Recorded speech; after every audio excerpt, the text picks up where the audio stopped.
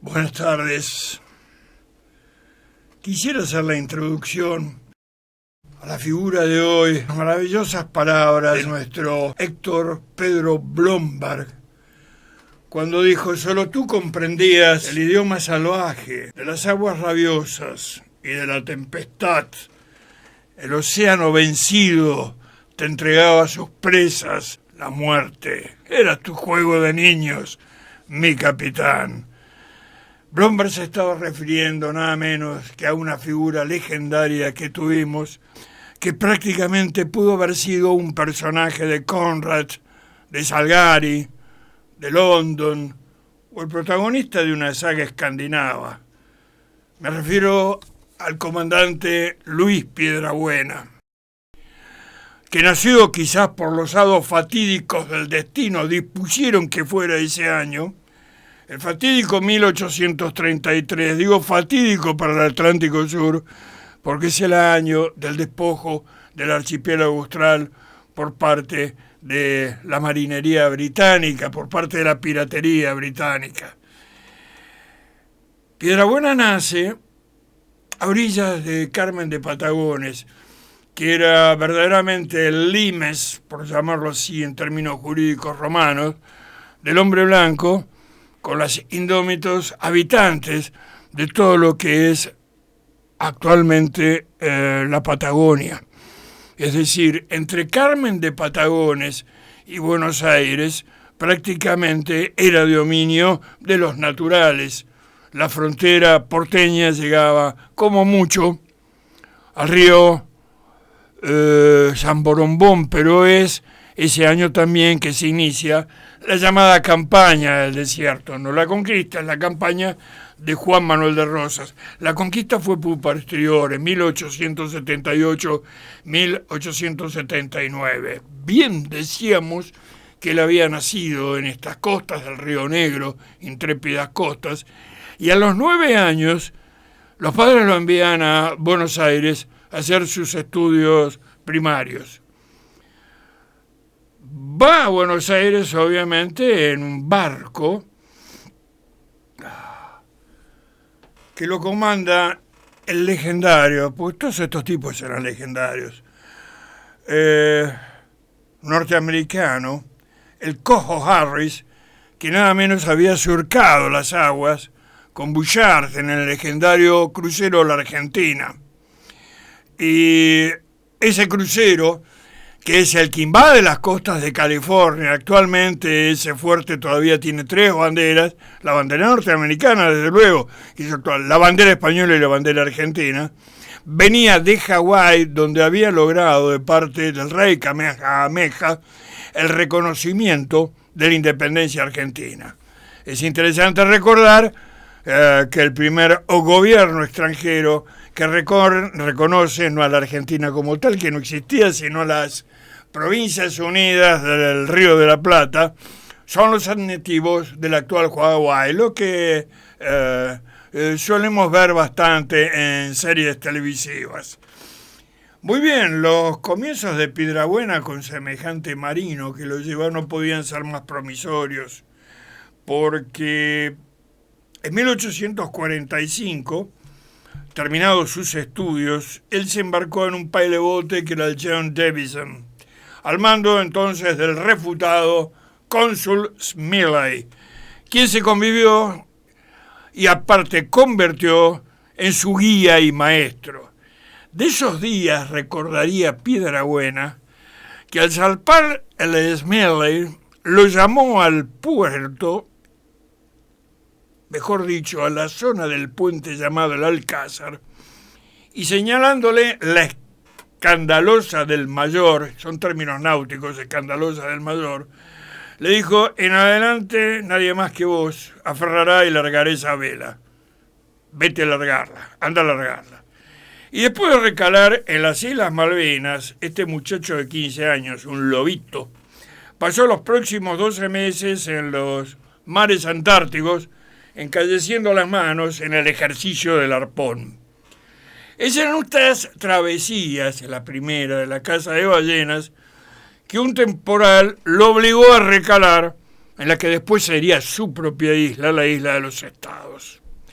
Y al fondear, el capitán Smiley advirtió los restos de un naufragio reciente y cercano, por el cual ordenó alistar la ballenera que comandaba Piedrabuena para partir en auxilio de posibles supervivientes. Bueno, este muchacho, desafiando los terribles vientos, condujo su lancha hasta los escollos y arrancó de la muerte a un grupo de náufragos de un buque alemán que en la mañana el oleaje había destrozado contra las rocas. Si bien con los años no recordaría el nombre de este buque, sí se convierte en una primera de la larga y generosa historia de actos similares, de esta providencia de náufrago, así se lo llamó, en las tierras australes. Y fue en este viaje también cuando Piedrabuena presenció al desembarcar en Puerto Español, en la actual Bahía Aguirre, la desgracia de la misión de Allen Gardiner, cuyos componentes sucumbieron ante el clima y el hambre. Dice nuestro capitán en su diario: al día siguiente del triste hallazgo, cumpliendo con un deber humanitario tan sagrado para los que arrostramos nuestra vida sobre las olas, dimos sepultura a todos ellos, tributándoles como auxilio religioso plegarias que salían de nuestros labios, tan mudas como nuestras lágrimas, porque los marinos se lloran porque ellos en la desgracia son siempre hermanos. Pocos años después, como continuación de la iniciativa de Gardiner, llegarían nuevamente misioneros a Tierra del Fuego, pero estos con mejor suerte, y serían Thomas Bridges y su esposa quienes se convertirían en los pioneros de Ushuaia y en los fundadores de Puerto Harberton. En 1850, con apenas 17 años, ascendió a primer oficial, empeñándose en la caza de focas y leones marinos. La exploración en busca de loberías condujo a la nave al sur del continente, y los estrechos y los canales fueguinos fueron el mapa de las aventuras de él hasta llegar a la tierra de San Martín, lo que actualmente es la península antártica, sobre la cual nosotros tenemos la mayoría de nuestras bases y sobre la cual proclamamos soberanía hasta el próximo Tratado Antártico. Es una zona todavía en disputa porque también la disputa nuestro vecino Chile con el nombre de Tierra de Graham, y bueno, Inglaterra, que directamente se superpone su reclamo de soberanía sobre el chileno y sobre el argentino, y hace un par de años la bautizaron Tierras de la Reina Isabel. Buah, cosa de los ingleses. La cuestión es que en un reconocimiento ordenado por el comandante del buque, la ballenera de Piedrabuena quedó encerrada entre montañas de hielo y los tripulantes tuvieron que permanecer un mes entre hielos, alimentándose exclusivamente de carne de foca. Evidentemente solamente personas con una excepcional fortaleza física y moral pueden padecer semejantes penalidades. Fue tal vez el primer argentino que se tenga noticias que desembarcó en las costas del continente blanco. En 1854, Piedrabuena, ya capitán, porque era piloto, fue designado en el buque San Martín con el que zarpó para New York. Previamente, en sus derroteros por las costas fueguinas, Se había relacionado con las caciques tehuelches, fue bastante competente en lenguaje aborígenes, a los cuales les regalaba, entre otras cosas, banderitas argentinas que él mismo confeccionaba y bordaba para que se fueran relacionando con los colores de la nacionalidad, del territorio que iba a ser ocupado por el Estado argentino. Siempre con Smedley se embarcó en la goleta Merriman posteriormente, y en Estados Unidos completó sus estudios de náutica, de idiomas. Acabo de decir que fue competente en lenguas aborígenes y en mecánica, en la cual llegó a ser un verdadero artífice. Navegó por el Golfo de México, el Caribe, Cuba, Puerto Rico, Haití y la actual República Dominicana, es decir, la isla española que en este momento comparten esos dos países. Embarcado en la Nancy, volvió al Atlántico Sur y también en la isla de los Estados debe participar en un salvataje. Ahora son 24 los náufragos a quienes desembarca en la continente. Me refería a las costas del continente donde habían buques cargando guano, que era el petróleo de la época. Para ello se vio obligado a perder sus cardúmenes, es decir, todas estas acciones de generosa humanidad tenían un costo que nadie le retribuía, que era un costo económico que prácticamente salía de su trabajo y de su bolsillo. Poco después, al mando de la goleta Manuelita, tuvo que salvar en Punta Ninfas a la tripulación de la ballenera norteamericana Dolphin. Y durante esa maniobra, el bote que había enviado se estrelló contra las rocas. Viendo Piedrabuena en peligro su propia tripulación, dejó la caña del timón a su cocinero y se embarcó con los dos únicos marineros que le quedaban a bordo en otro bote, realizando de esta forma un rescate por partida doble. Rescates, algunos otros. En el año 73 salva 6 náufragos del Eagle, pailebote inglés, en la isla de los Estados. En el año 74 salva 21 náufragos de la Pactolus, goleta alemana, en False Bay, Tierra del Fuego. En el año 77 recogió a 21 hombres y una mujer sobrevivientes del Richmond, barca inglesa de carbón que se había incendiado en alta mar. En el año 73, siempre bajo bandera argentina, ya había rescatado 20 tripulantes de la Cuba, barca noruega, al sur de Santa Cruz.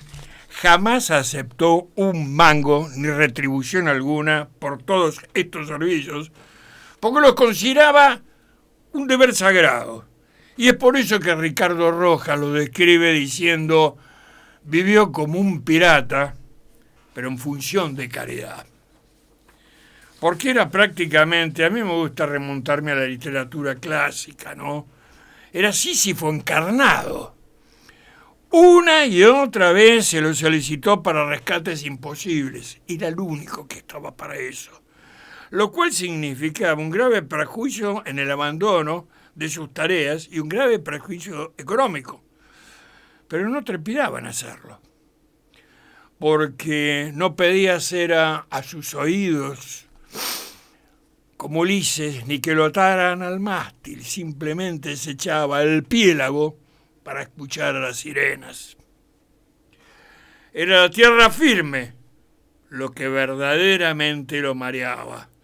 Necesitaba el abismo oceánico, vivir peligrosamente. Son proezas que fueron reconocidas por las principales naciones del mundo. Entre ellas el Imperio Alemán, que le envió una hermosa nota acompañada por un magnífico catalejo, cuyo estuche lleva grabado la siguiente inscripción: Nos, Guillermo, Por la gracia de Dios, emperador de Alemania y rey de Prusia, concedemos esta caja como recuerdo de gratitud al capitán Luis Piedrabuena, del buque argentino Luisito, por los servicios prestados en el salvamento de la tripulación del buque alemán Dr. Hansen, naufragado en octubre de 1874. Ya durante el desarrollo de estas hazañas del ya bautizado Providencia de Náufragos, había fundado su establecimiento en la isla Pavón, que todavía se conserva, pero ya como museo, y adquirido la propiedad del buque el Nancy, al que procedió a armarlo para defenderlo de los raqueadores. ¿Qué eran los raqueadores? Bueno, una singular actividad de antaño que se dio con frecuencia en los mares patagónicos y que entregó importantes beneficios a quienes lo practicaron. Tanto que se hicieron fortunas no pequeñas comerciando con estos despojos marítimos. La importancia que se le daba en Punta Arenas a los siniestros marítimos era tal que, según lo atestigua el agudo periodista viajero norteamericano John Spears, acostumbraban a dar gracias a Dios por un buen naufragio, porque raqueador es una palabra derivada del raque, corrupción a su vez de la voz wreck, que significa naufragio, y despojar los restos de los bajeles y a sus desdichados tripulantes fue una actividad sumamente rentable para los kelpers. Los intrusos habitantes de las Islas Malvinas, destacó, que operaban frecuentemente en la isla de los Estados para cazar y obtener madera en operaciones de robo y depredación no penadas por la falta de policía y medios, se dedicaban como operación marginal a asaltar a los náufragos de sus costas y lo hacían en dos formas. O bien robando y hasta asesinando a los infelices hallados en esas condiciones, o rescatándolos, entre comillas, obligando al pago de un cuantioso rescate, contrariamente a todo lo que realizaba Piedrabuena, pero es cuestión de idiosincrasia y de cuna tan disímiles como el personaje que hoy invocamos, porque ya en la Inglaterra inmemorial habían sido frecuentes los falsos faros y luces en las costas para guiar al desastre a los buques en navegación y hacerlos naufragar y robar sus cargas y efectos. Bueno, el diccionario de Oxford define a la palabra wrecker como el especialista en esta rapiña. Bueno, contra esos ya beneméritos kelpers luchó Piedrabuena. Su antítesis en materia de salvamento, como ya os he dicho, y salvó los tripulantes de la barca alemana Thaler del peligro de los Falkländer y los escollos del mar. Luego del robo de las Islas Malvinas el 3 de enero de 1833, y particularmente al efectuarse el asiento de la colonia británica a partir de 1838, las visitas británicas desde Malvinas a la isla de los Estados se multiplican. Y estas expediciones furtivas y depredadoras tenían el doble objeto de la caza de lobos y el talado de madera para las construcciones malvinenses. Durante los años 1862 y 1863, siempre en tarea de caza, Piedrabuena estableció una cabaña en Puerto Cook, en la isla de los Estados, recorriendo y reconociendo como una brújula ígnea todos los accidentes geográficos de un territorio prácticamente desconocido, como era el archipiélago de la Wollaston, la isla Ermite, el verdadero y el falso Cabo de Hornos. Fue entonces cuando desembarcó en la isla del Cabo de Hornos, que después perdimos, que calcinado por el fervor patriótico, grabó el famoso mensaje con cincel contra la roca: aquí termina el dominio de la República Argentina. En la isla de los Estados, Puerto Cook, se socorre a los náufragos. Nancy, 1863, capitán Piedrabuena. Así se convirtió Piedrabuena en el primer navegante que puso pie en este hito náutico. Además, dejó una bandera argentina fabricada en una plancha de cobre, pintada con los colores de la bandera nacional y encabalgada en un asta de hierro. Por esta razón y muchas otras es que en 1868 el diputado José Mármol, alegando razones de seguridad territorial, para evitar que se anticiparan otros países, pide el tratamiento sobre tablas del otorgamiento a Luis Piedrabuena de la propiedad de la isla de los Estados. Ya Chile se había establecido en el Estrecho de Magallanes en 1843 y las corbetas francesas merodeaban por las riberas patagónicas con idéntica intención. Piedrabuena quiso salvar el estrecho para nosotros y con ese objeto se estableció por su propia cuenta en 1869 en la bahía de San Gregorio, pero fue desalojado por las fuerzas chilenas ante la falta de respaldo de nuestro gobierno. Fue entonces cuando dijo con amargura: si yo tuviera del gobierno instrucciones escritas en vez de verbales, y si por este motivo no tuviera incidentes que pudieran sobrevenir, que tal vez me costaran muchos reproches, no sería yo ni mis patagones los que abandonaríamos Bahía San Blas sin lograr nuestro intento. Como argentino me es muy bochornoso tener que observar impasiblemente los avances de los chilenos en este pedazo de suelo de mi patria. Y su desilusión provenía de las promesas de Mitre, quien apoyaba el proyecto, y que le había otorgado los despachos de capitán honorario de la Armada Nacional, pero qué curioso, al asumir Sarmiento, se opuso al envío de fuerzas. Dijo que no teníamos marina, que costaba mucho mantener un buque de guerra, que estábamos muy pobres, que ese territorio estaba desierto, que debíamos concentrarnos y que más bien ese territorio le pertenecía a los chilenos por ser el paso al Pacífico, y que si se poblaba la guardia proyectada habrían de vivir como perros y gatos, con los chilenos, que no había gente para darme. No me dijo que me fuera o que me quedara, pero que procediera con prudencia con las autoridades chilenas. Qué buen vasallo, si tuviera buen señor, hubiera dicho el cancionero castellano. Paradójicamente, años más tarde, este sanjuanino fundaría la Escuela Naval Militar.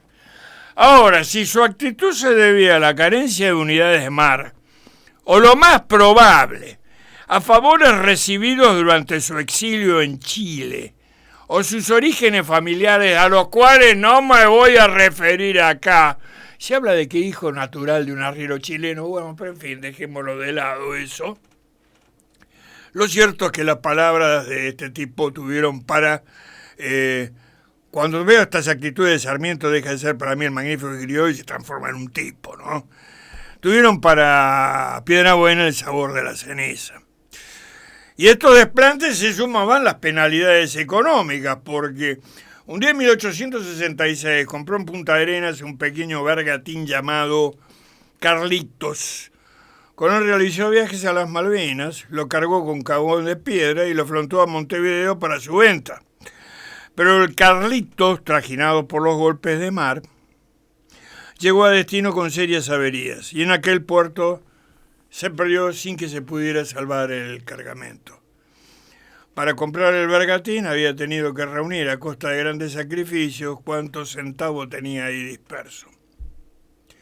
Y ahora todo se le venía a pique. Y como si fuera esto una pequeña desgracia, estando él en Malvinas, compró a los agentes de una compañía de seguros un buque hundido llamado Conquibamba, cargado de láminas de cobre. Quería obtener un buen beneficio por la venta del metal, invirtió meses, 6, e ingentes sumas de dinero en jornales y aparatos para rescatar la carga. Pero cuando había logrado poner a salvo el cargamento, he ahí que aparece un buque de guerra de la Marina Británica y valiéndose de la fuerza le intima la entrega del cobre que don Luis legalmente había quebrado. Otro acto de justicia británica y Kelper. En consecuencia, a bordo del Espora, así había rebautizado el Nancy, decidió artillar su factoría de la isla Pavón para defenderse de cualquier agresión y protagonizar una de nuestras grandes hazañas náuticas. En 1873 decidió fundar una factoría en la isla de los Estados, el Espora, es sorprendido por un tremendo temporal y desplazado y desporazado contra los escollos. Tal vez para confirmar la leyenda que dice que rebautizar los buques trae mala suerte. Pero a salvo y una vez en tierra comienzan a construir con los restos, con lo que quedaba del buque, un pequeño velero bajo las inclemencias de los temporales y uno de los climas más hostiles del planeta.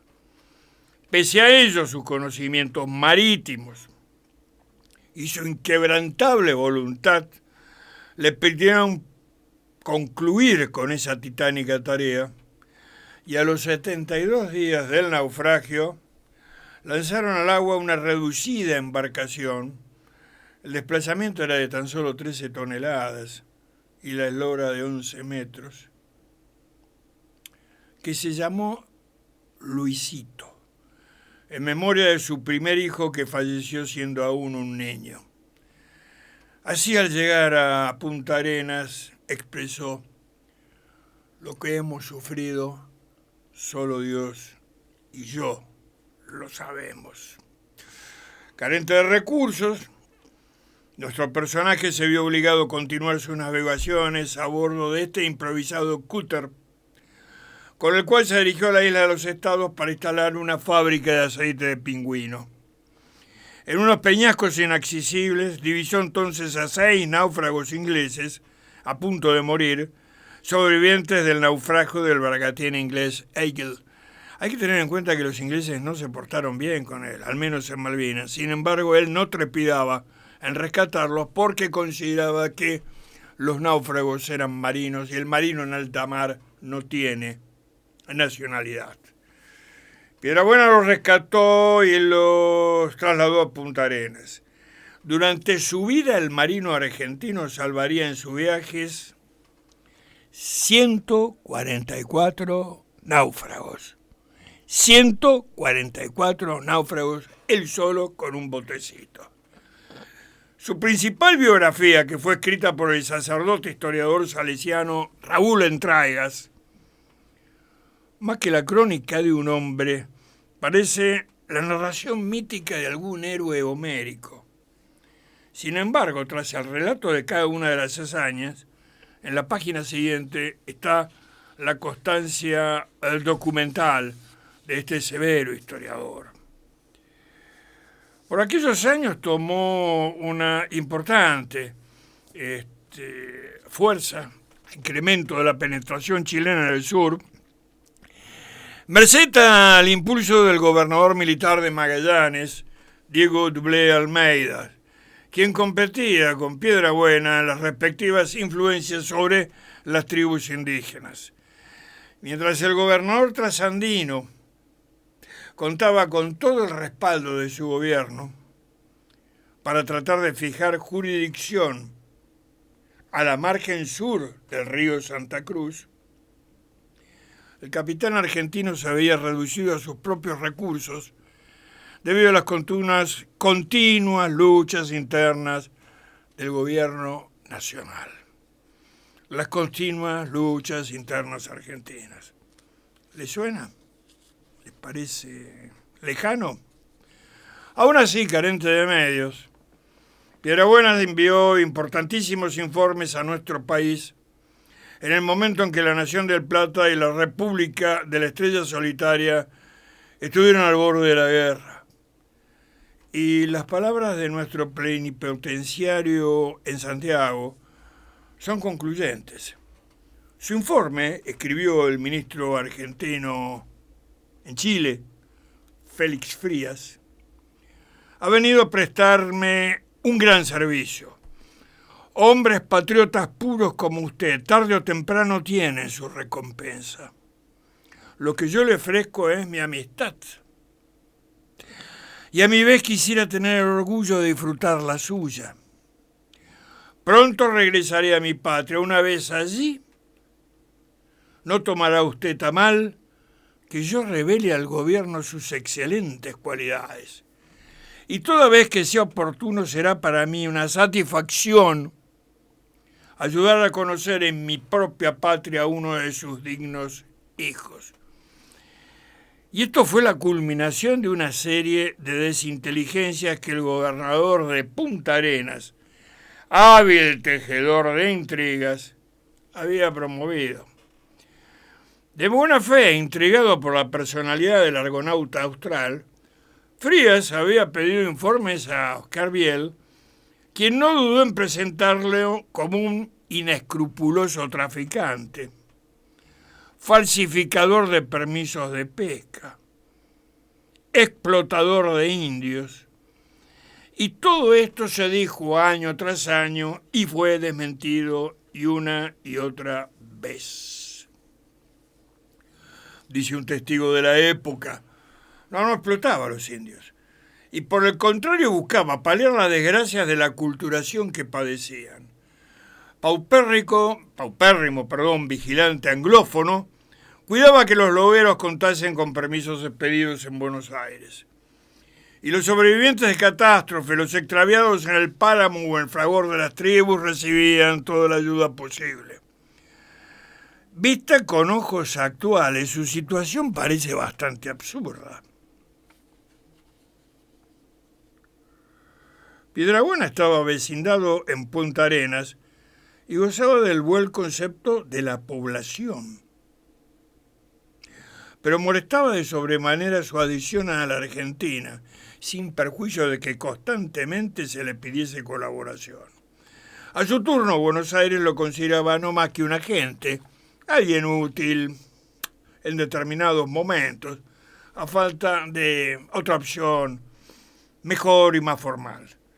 Afortunadamente, tanto que quienes lo conocían, el ministro Carlos Tejedor como Manuel Eguía y otras personalidades que conocían la labor de Piedrabuena, fueron disipando las dudas de Félix Frías, que se trocaron en franca admiración. El ilustre Patricio y el recio Marino tuvieron varias reuniones posteriormente en Buenos Aires. Estando en Punta Arenas, donde don Luis poseía un pequeño almacén de artículos navales, y pese al encono que le profesaba el gobernador chileno, no tuvo más remedio que solicitarle una misión que pone en relieve la pericia profesional y la generosidad de alma de Piedrabuena. En 1872 fueron asesinados el capitán y la tripulación del bergantín inglés Trespan. Con el fin de capturar a los victimarios, el gobernador trasandino puso a disposición del marino argentino el pailebote chileno Repinglave, y en medio de la noche del estrecho de Magallanes, encontró los restos de los malogrados navegantes. Tras la sepultura de los cadáveres, un temporal hizo obrar la nave y con solo un par de botes logró llegar a Punta Arenas. Luego de obtener equipos y bastimentos, regresó a la Ripon Wave, a la cual liberó de su situación llevándola a buen puerto. Pero esto sí se llevó 2 meses y medio, en la cual se negó a ser recompensado. En 1875 se inicia la última vida extraordinaria de este marino excepcional. Debió vender el Luisito para sufragar los gastos de su servicio al país, pero llegado a Buenos Aires, las autoridades resuelven enviarlo nuevamente al sur y le entregan la goleta Santa Cruz, en la que viajan jóvenes oficiales de la Armada. Tengamos en cuenta que la Escuela Naval acaba de ser fundada hacía poco. Y el memorable Francisco Pascasio Moreno, que después se transformaría en el benemérito Perito Moreno. Años más tarde, el 17 de abril de 1878, el presidente de Avellaneda firma el despacho de teniente coronel de Marina, no existía la Armada todavía, en ejercicio para Piedrabuena. Acertada y oportuna decisión, dado que a los pocos meses se produjo en la Patagonia la penetración naval chilena que puso a nuestro país al borde de la guerra. Avellaneda, uno de esos gestos quijotescos que algunas veces hemos tenido en nuestra historia, resuelve enviar la escuadrilla fluvial del Comodoro Pi al sacrificio. Eran barquitos de río contra una potencia naval. Era prácticamente como el resonar de los ecos de la patria vieja, en el sentido de las órdenes que daba el almirante Brown cuando decía: es preferible irse a pique a rendir al pabellón. En esta expedición que afirmó definitivamente nuestra soberanía al sur del río Santa Cruz, participó Piedrabuena como capitán de la nave Cabo de Hornos.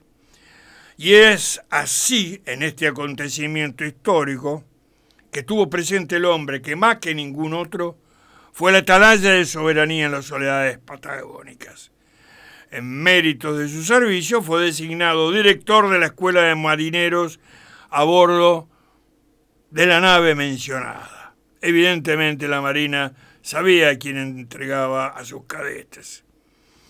Al mando de la misma condujo la famosa expedición de Giacomo Bove, auspiciada por el Instituto Geográfico Argentino, en la cual lamentablemente el controvertido oficial italiano que posteriormente se suicidó se dedicó a poner topónimos itálicos a diestra y siniestra, incluso en lugares donde ya existían desde antaño. Y esto no le gustó nada al propietario de la Isla de los Estados al ver de la noche a la mañana a su peñón austral trasvestido en una ínsula mediterránea.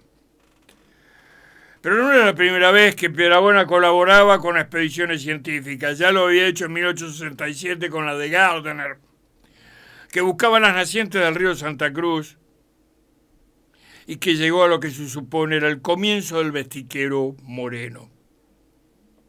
A su regreso a Buenos Aires, el presidente Roca premió sus servicios otorgándole el grado efectivo en la Marina, y el Centro Naval lo distinguió como socio honorario.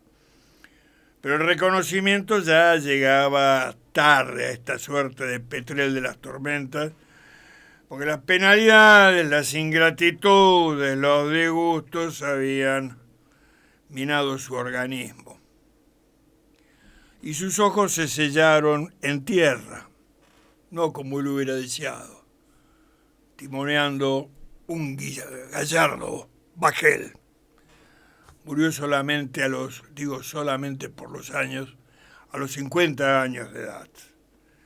Entonces yo recuerdo, ya que cité a Pedro Blomberg al comienzo de esta evocación,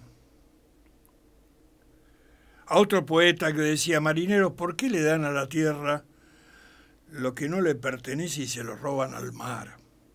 Si murió como el mejor capitán.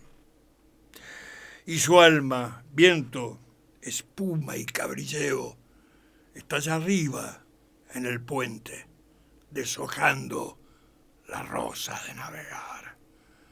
Nunca te olvidaremos, don Luis, nunca te olvidaremos, jinete de las olas. Gracias por todo.